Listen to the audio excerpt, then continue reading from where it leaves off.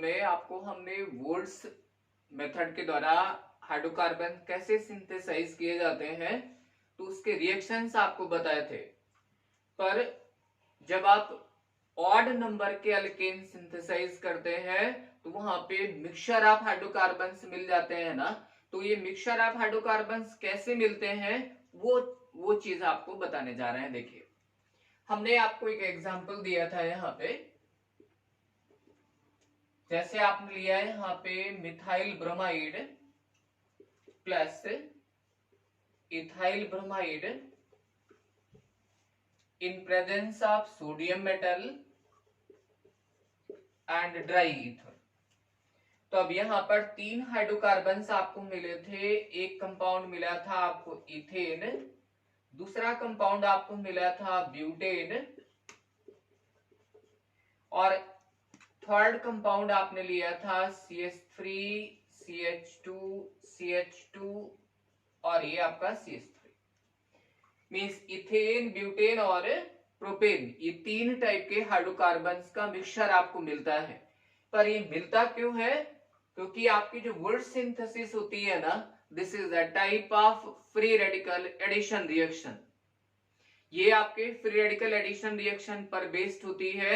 अब जैसे देखिए यहाँ पर CH3Br को अगर हम ब्रेक करें ना, इसको होमोलिटिक फिशन के द्वारा अगर ब्रेक किया जाए, होमोलिटिक फिशन कराएं, तो यहां से एक तो आपको मिल जाएगा मिथाइल फ्री रेडिकल और प्लस मिला ब्रोमीन फ्री रेडिकल। इसी तरह से अगर आप ब्रेक करते हैं C2H5Br को, इसमें होमोलिटिक फिशन कराया जाए तो अब यहां पर आपको मिल जाएगा C2H5A फ्री रेडिकल और प्लस ब्रोमीन फ्री रेडिकल। ये दोनों फ्री रेडिकल तो सोडियम के साथ चले जाएंगे। अच्छा, आप देखिए यहां पर 2 अलग अलग टाइप के फ्री रेडिकल मिल गए ना हमें। भाई, एक हमें मिला मिथाइल फ्री रेडिकल और दूसरा मिला है इथाइल फ्री रेडिकल। अगर ये मिथाइल फ्री रेडिकल अपने ही मिथाइल फ्री रेडिकल के साथ जुड़े, जैसे ये मिथाइल फ्री रेडिकल के साथ जुड़े, तो ये बना लेगा आपका इथेन। क्या बनाएगा? इथेन। इसी तरह से C2H5 फ्री रेडिकल अगर अपने ही फ्री रेडिकल के साथ जुड़ता है ना, तो आपको मिल जाएगा ब्यूटेन C4H10। और जब आपका methyl free radical ethyl free radical के साथ कंबाइन करेगा तब हमें मिलेगा प्रोपेन। तो इस तरह से यहाँ पर 3 टाइप के हाइड्रोकार्बन की प्रोबेबिलिटी मिल जाती है हमें, मतलब इन तीनों हाइड्रोकार्बन का मिक्सचर मिलेगा। तो जहां पर भी 2 अलग अलग टाइप के अल्काइल हैलाइड्स लेकर के आपने हाइड्रोकार्बन सिंथेसाइज करने की कोशिश किया तो वहां पर हमेशा 3 हाइड्रोकार्बन का मिक्सचर मिलता है। आपको दूसरा एग्जांपल भी दे रहे हैं। वुड्स ने अकेले रिएक्शन किया था। अगर यहीं पर एक आप लेते हैं एलिफेटिक अल्काइल हैलाइड और दूसरा आप ले लीजिए एरोमेटिक अल्काइल हैलाइड, जैसे मिथाइल ब्रोमाइड प्लस हमने क्लोरोबेंजीन लिया और in presence of sodium metal and dry ether. जब आप एक एलिफेटिक और एक एरोमेटिक लेते हैं ना, तब आप इस रिएक्शन को कहते हैं वुड्स-फिटिग रिएक्शन। क्या नाम दिया जाएगा इसे? Wurtz Fittig reaction. तो आप चाहो तो यहां पर नाम डाल दो Wurtz Fittig. This is Wurtz Fittig reaction. अब यहां पर भी आप देखोगे ना कि 2 अलग अलग टाइप के फ्री रेडिकल बनेंगे। भाई, एक हमारा बना मिथाइल फ्री रेडिकल और एक बन जाएगा फिनाइल फ्री रेडिकल। तो अब यहां से भी आपके 3 हाइड्रोकार्बन की पॉसिबिलिटी हो गई। एक आपका मिल जाएगा कंपाउंड इथेन, दूसरा आपको मिल सकता है बाइफिनाइल कंपाउंड। ये बाइफिनाइल, 2 आपके बाइफिनाइल फ्री रेडिकल आपस में जुड़ जाएंगे और तीसरा हाइड्रोकार्बन आपको मिल जाएगा टर्मेन। तो यहां पर भी 2 अलग अलग टाइप के फ्री रेडिकल थे, इसलिए मिक्सचर ऑफ हाइड्रोकार्बन्स आपको मिले।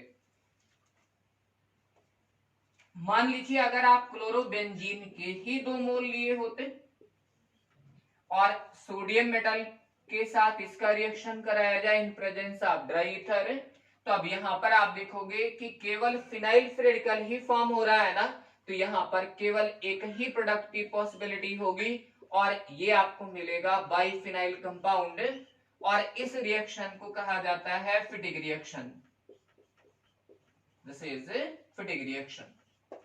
तो पहले फिटिग ने वुड्स के साथ मिलकर के काम किया, उसके बाद फिर फिटिग ने कहा भाई मैं अकेले करके कोशिश करता हूं। तो फिटिग रिएक्शन में दोनों मोल आपके सेम एरिल हैलाइड्स के थे, इसलिए बाइफिनाइल कंपाउंड यहां पर मिला।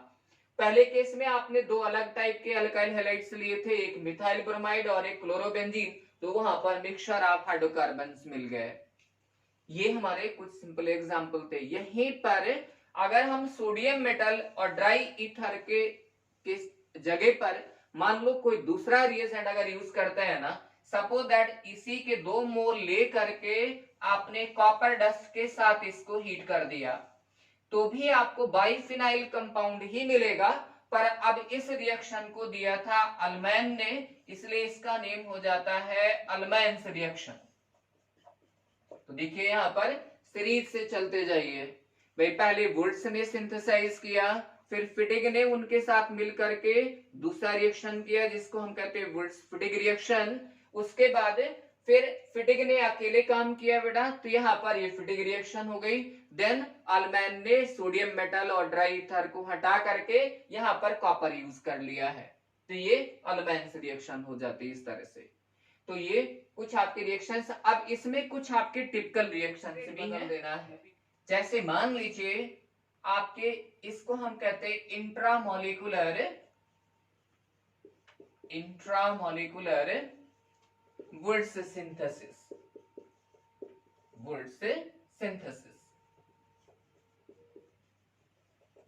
Intramolecular Wurtz synthesis.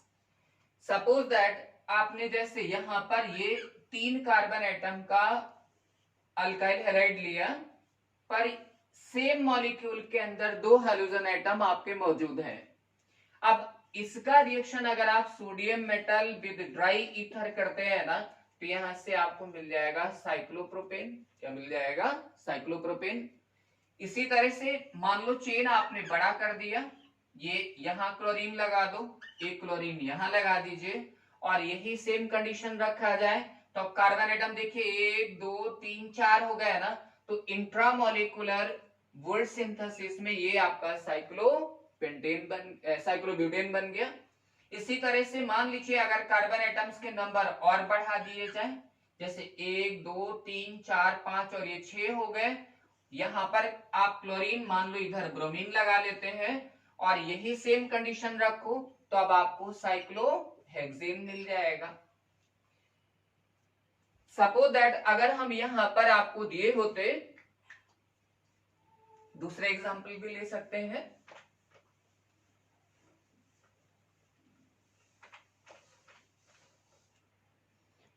आपने जैसे मान लीजिए ये कोई कंपाउंड लिया ना,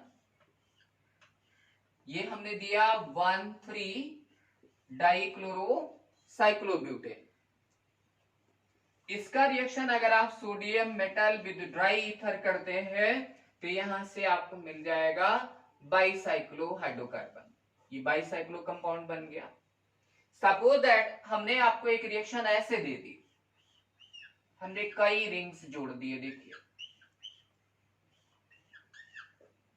यहां पर एक क्लोरीन लगा दो, एक क्लोरीन आप यहां लगा दीजिए, नीचे आप ब्रोमीन ले लीजिए, ऐसे एक ब्रोमीन आप यहां लगा दो। तो हमें कुछ नहीं करना होता है यार, यहां से होमोलिटिक फिशन कराओगे या फिर रेडिकल बनाएंगे, फिर इनको जोड़ दिया जाएगा। अब यहां से सोडियम मेटल और ये ड्राई ईथर ले लीजिए, तो अब आपका यहां से पॉलीसाइक्लिक हाइड्रोकार्बन मिल जाएगा। देखिए बड़ी खूबसूरती के साथ ये आपके ऐसे जुड़ते चले जाएंगे। ये देखिए यहाँ पर 4 साइकिल आपके आपस में जुड़ गए, तो ये पॉलीसाइक्लिक हाइड्रोकार्बन बन गया। तो बाइसाइक्लिक कंपाउंड भी सिंथेसाइज होते हैं, मोनोसाइक्लिक कंपाउंड भी सिंथेसाइज होते हैं, और पॉलीसाइक्लिक हाइड्रोकार्बन भी आप सिंथेसाइज कर सकते हैं। तो पर ये रिएक्शन कौन सी होगी आपके? ये इंट्रामोलिकुलर वुड सिंथेसिस हो जाएगी। एक और आपका बहुत ही इंपॉर्टेंट मेथड है जिसके थ्रू आप ऑड नंबर वाले अल्केन को सिंथेसाइज कर सकते हो, वो है आपका कोरेहाउस सिंथेसिस। अनदर मेथड लिखिए कोरे हाउस सिंथेसिस।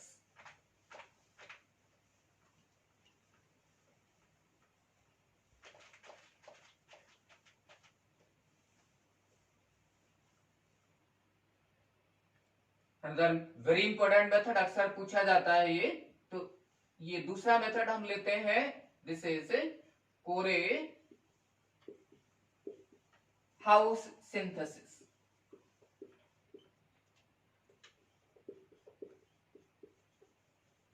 कोरे हाउस सिंथेसिस। कोरे हाउस सिंथेसिस में जो रिएजेंट लिया जाता है वो है आपका R2CuLi। इसको आप कहते हैं डाई अल्काइल लिथियम क्यूपरेट। जब आप डाई अल्काइल लिथियम क्यूपरेट को लेकर के किसी अल्काइल हैलाइड के साथ रिएक्शन कराएंगे, डाई अल्काइल लिथियम क्यूपरेट का रिएक्शन किसके साथ कराना है, अल्काइल हैलाइड के साथ में, तब आप देखिए यहां से एक आर यहां से निकालिए, एक आर ये ले लीजिए। अब यहां से ये आपका बन गया आर आर डैश प्लस आपका बनेगा ये LiX और ये RC। इस तरह से आपका बाई प्रोडक्ट बन जाते हैं। तो यहां से गौर करिए, डाई अल्काइल लिथियम क्यूपरेट का रिएक्शन जब आप R' के साथ कराते हैं ना, तो ये हाइड्रोकार्बन आपका सिंथेसाइज होता है, ये हमारे बाई प्रोडक्ट बनते हैं। मान लीजिए यहां पर आपको हमने दिया C2H5 का होल ट्वाइस CuLi और यहां पर लिया गया मिथाइल ब्रोमाइड। अब इसका रिएक्शन जब आप कराओगे तब आप देखिए यहां से जो प्रोडक्ट आपको मिलता है C2H5CH3 और प्लस LiX और प्लस आपका C2H5Cu। अब देखो यहां पे, तो यहां पर ये जो प्रोडक्ट मिला ना, ये वाला हाइड्रोकार्बन, तो इस हाइड्रोकार्बन में देखिए 3 कार्बन एटम है कि नहीं, तो प्रोपेन सिंथेसाइज हो गया। तो कोरे हाउस सिंथेसिस के थ्रू आप ऐसे अल्केन सिंथेसाइज कर सकते हैं जिसके अंदर odd number of carbon atoms होते हैं। जैसे यहाँ तीन कार्बन एटम है तो ये ऑड नंबर आपका हुआ।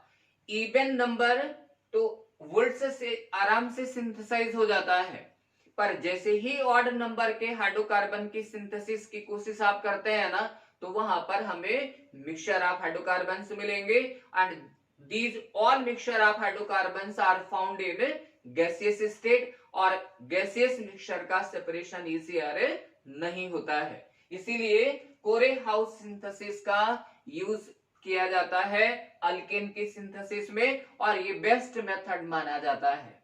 तो हमें उम्मीद है कि ये वुड्स भी आपको समझ में आया। वुड्स के साथ वुड्स फिटिग अल्मैन्स रिएक्शन और साथ में ये कोरे हाउस सिंथेसिस। अदर कंपाउंड हमने आपको दिया जैसे from carboxylic acid, from carboxylic acid. Carboxylic acid को अगर आपको कन्वर्ट करना है, कार्बोक्सिलिक एसिड को अगर हमें कन्वर्ट करना हो किसमें, हाइड्रोकार्बन्स में, तो यहां पर जो प्रोसेस आप यूज करेंगे वो आप कहते हैं by D carboxylation, by D carboxylation. D का मतलब होता है रिमूव करना और कार्बोक्सिलेशन का मतलब कार्बन डाइऑक्साइड को। तो जब आप किसी कार्बोक्सिलिक एसिड से कार्बन डाइऑक्साइड रिमूव करते हैं तो उस प्रोसेस को कहा जाता है डीकार्बोक्सिलेशन। इसका मतलब हुआ removal of carbon dioxide, removal of carbon dioxide. Carbon dioxide को रिमूव करने के लिए जो रिएजेंट आप यहां पर यूज करेंगे, भाई अपने आप तो ये बाहर निकलेगा नहीं, यहां पर जरूरत किसकी पड़ेगी, रिएजेंट की। तो रिएजेंट हमारा होता है सोडा लाइम। क्या होता है ये, सोडा लाइम। भाई लाइम को अगर सोडा पिला दिया जाए ना तो वो कार्बन डाइऑक्साइड लेकर के क्या होगा, वो उड़ जाएगा।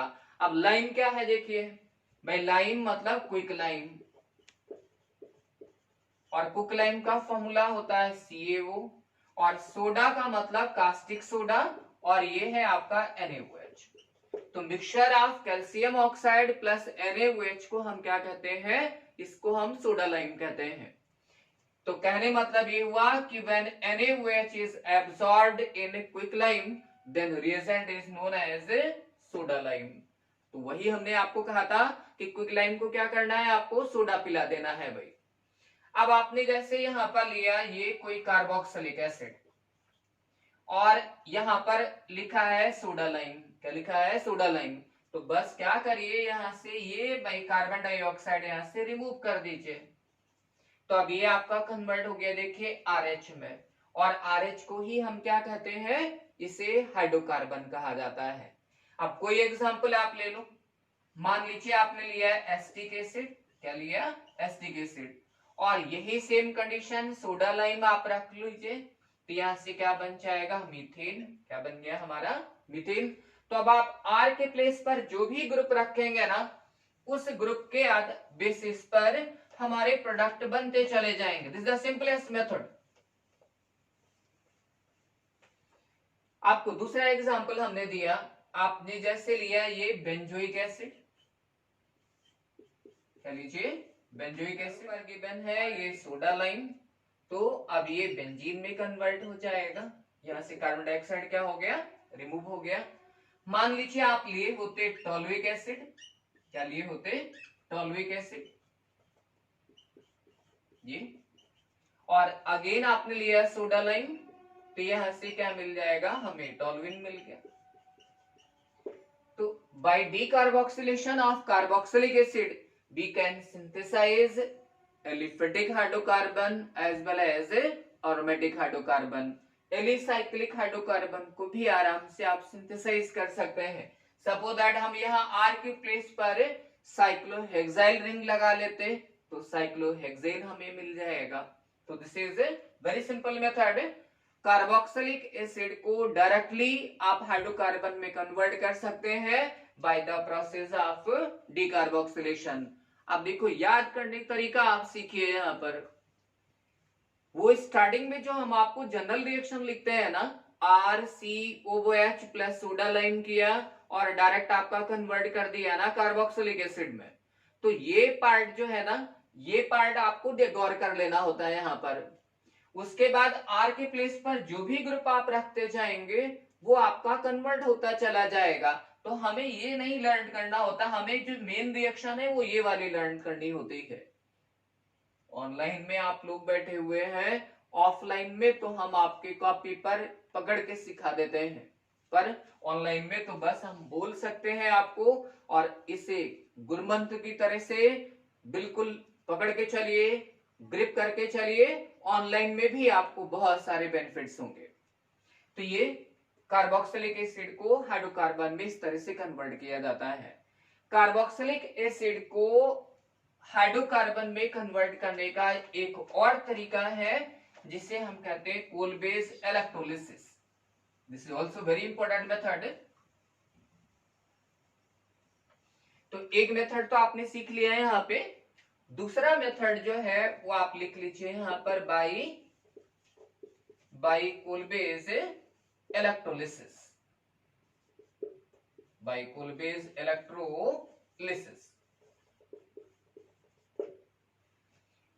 अब ये कोलबे साहब ने क्या किया कि कार्बोक्सिलिक एसिड के सोडियम या पोटेशियम सॉल्ट को लेकर के इसके एक्वस सॉल्यूशन को इलेक्ट्रोलाइज किया है, और जब एक्वस सॉल्यूशन को इलेक्ट्रोलाइज करेंगे तो हमें इलेक्ट्रोलिटिक सेल की जरूरत पड़ेगी, और इलेक्ट्रोलिटिक सेल में क्या होता है आपका, एक एनोड और एक कैथोड।